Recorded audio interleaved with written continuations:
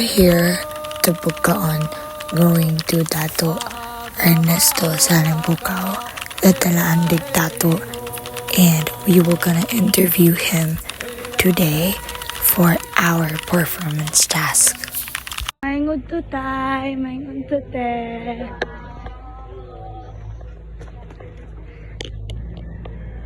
Ay te. Ngayon sa amang ma-provide karon sa inyo hatay. Ubahin saan? Tag piso-piso na. Piso lang. Dili tibok. Piso gid. Okay. Before we interview Tatay about their tribe, we need to give 1 peso each because this is what they do every time they have visitors. Ay, nalata. Thank you.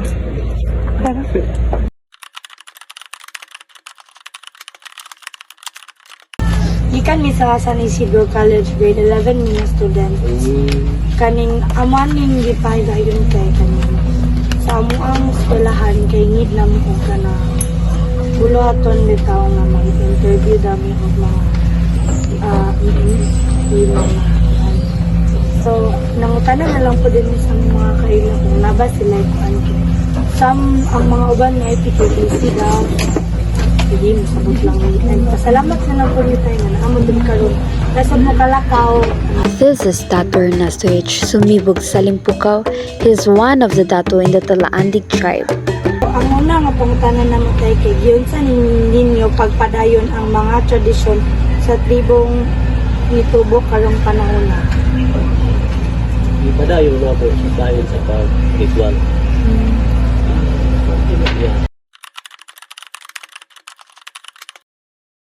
Ritual, una siya ang himali pag-ampok sa unang pang mga tao.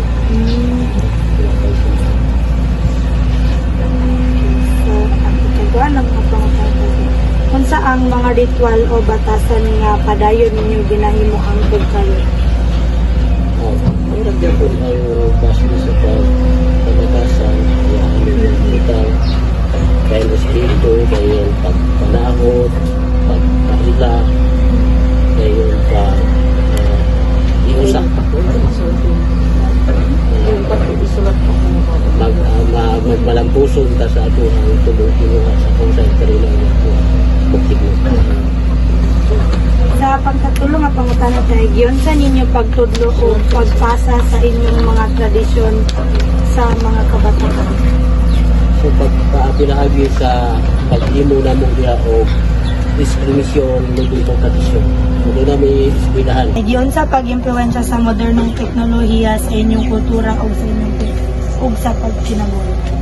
Para pilahagi sa Ipralo. Ang Ipralo. Sa Ipralo, maunay balaod sa tribu. Sa Republika, ikutris dito. Kasi, so, mauna siya ginugla sa dito pagtabang para rin training ang kultura o ang tradisyon. Dili malimtan itong mga kaagis. So ako din si Maria Tay, ug kani akong kauban ken si Cassandra. So karon tay kay napud kay question sa imuha about sa inyong tribe. So kani tay aduna bay mga kausaban sa inyong mga sinina, sayaw o pagkaon tungod sa modernong panahon? Wala na mga Sunod mga pangutanan tayo unsa ang pinakadako nga hagit sa pagreserba sa inyong kultura? Ang ritual. Kaya pagtao din na. Di ba? Ako dahil si Aiza Tay. So nakoy pangutanan mo. Giyon sa ninyo gusto makita ang inyong tribo sa sunod-sunod na henerasyon? Pagpadayag sa ato ang kultura ang tradisyon, pinaagi po sa pagtugod sa gulo. Ay, tanang kalimot ay may kuan asa inyo if unsa inyong ngalan pwede mo mag Ako ay si Kuan Ernesto Sumibog Dato sa Salimbukaw. Ako ang bailan rin pa. Ay, okay. Ay si Aurelia Diskin Sumibog. At least bai gapon siya.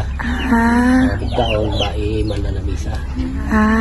May pangutana tay about pud ni sa kanang among isa ka subject nga salvation history about ni siya sa mga kuan tay ay kanang Religion. oo religion or kanang pagtuo sa Ginoo. So ang first ng mga pangutana tay kay nagtuo ba ang inyong tribo sa usa ka gamhanang Dios o sa mga Dios sa kinaiyahan? Ang magbabaya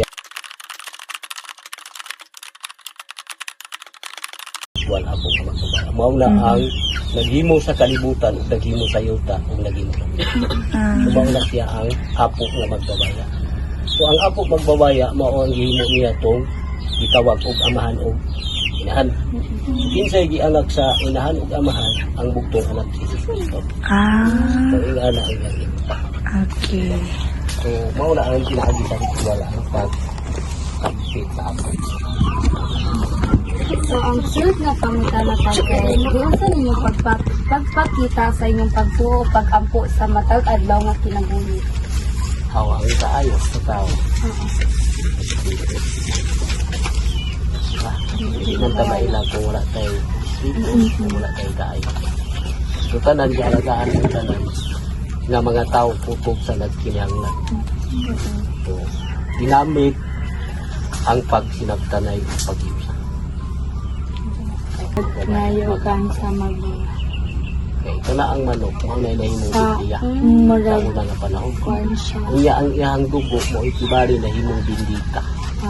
Sa Kay pagwala sa mga dautan o sayop, ang dugo sa manok mao'y giwala dili kay tubig. pansa tayo so mara siya hindi ko ito yung tawag ka na katong nasa lamesa bitaw o pamuhat Mao na ipamuhat. nga nay mga Mga manok, piso pisuhon. mo gining nangutan ako sa Kay kada siya maunang gitawag og bato sa lawas tipinsa. Na dili ta mga buyagan dito. Pagpaila sa pagtaho o pag-espiritu. Yan na siya. So ang sunod nga pangutana diyon sa ninyo pagsabot sa konsepto sa kaluwasan o paglaom sa inyong tribo. Oh. Maurang din akong mayon sa inyo nga ang pagsalig ra o pagtuo sa mga gumaya. Kung dili ta magtuo pagsalig wala mo tayo mahimo. Linugan ka wa tayo mahimo. Di ba? So, nato yung question.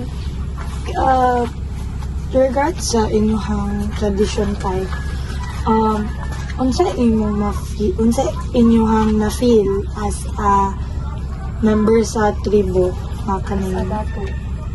og bae karon O anda, at least kami mga validisyon sa komisyoner.